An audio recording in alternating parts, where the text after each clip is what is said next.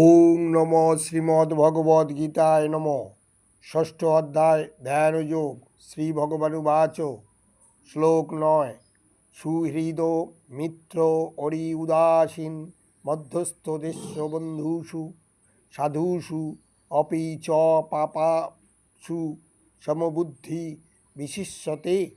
অর্থাৎ ভগবান বললেন, যিনি সুহৃদ মিত্র, শত্রু উদাসীন, মধ্যস্থ মৎসর বন্ধু, ধার্মিক ও পাপাচারী, সকলের প্রতি সমবুদ্ধি, তিনি শ্রেষ্ঠতা লাভ করেন।